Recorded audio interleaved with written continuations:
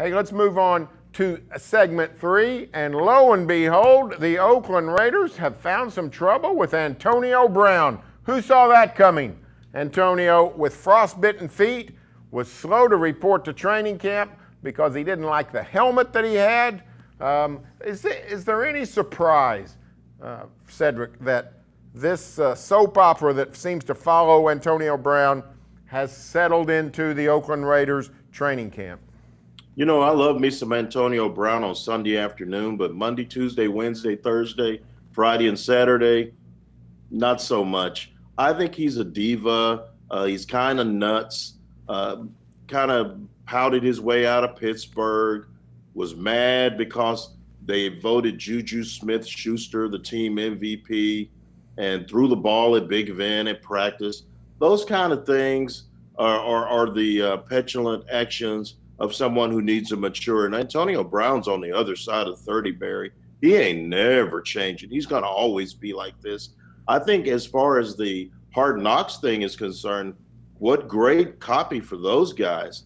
They're getting the up close and personal look at a spoiled superstar, making times hard for a coach who's trying to turn things around, and couldn't happen to a nicer guy than John Gruden.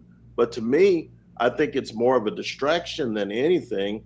Antonio Brown's skill set on a football field is basically unrivaled in the league. He's the best football player or best receiver of this generation that we have. And this generation includes Julio Jones and A.J. Green. So and Larry Fitzgerald at the end of his career. So when you say that, it's high praise, but it's all the extracurricular stuff, the external stuff that has the Raider Nation got to be concerned. You spend $30 million to bring this guy in, and he's talking about sitting out if he can't get his helmet from last year. Give me a break. You know what? He said he can't. It limits his visibility. Man, for $30 million, I just check my blind spot twice and keep it moving, Bear. Do you think the Raiders, in their heart of hearts, regret this acquisition?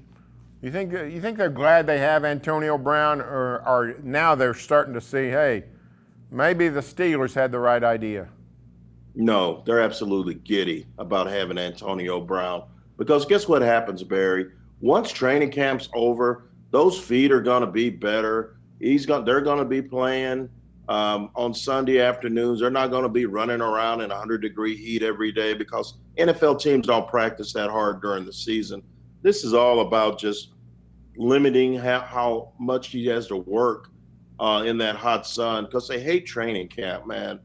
I can't begin to impress upon you how much these guys hate training camp. I've talked to players who have retired, and I go, what are you going to miss? Oh, the camaraderie, this. What are you not going to miss? Training camp. That's always the number one answer. So he's going to be fine. Those blistered feet didn't look good, Barry, at all. But I think that's going to eventually heal. He's going to be great. Derek Carr's a really good quarterback. He's going to get his numbers. And Raider Nation is no stranger to divas on the football field. They've thrived on that anti-hero type mentality many decades under Al Davis. And so this is nothing new. He's just the latest. I'd be a little worried, though, because Antonio Brown did quit on the Steelers late last year. So, maybe it goes well for the Raiders, but I wouldn't sleep easy if I was John Gruden. Hey, thanks, Cedric. Great stuff. As always, we will come to you next week on the Writer's Block.